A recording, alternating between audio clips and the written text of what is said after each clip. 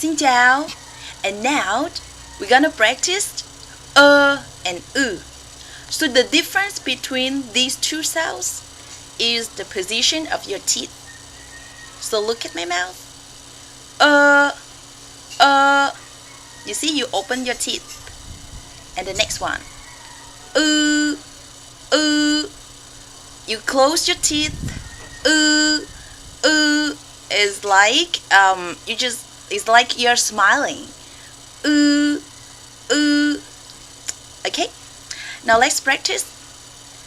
B, h, l, m, n, r, v, s, b, h, l, m, n, r, v, s. That's it. And u. Pay attention to the position of your teeth. Cảm ơn. Have a nice day.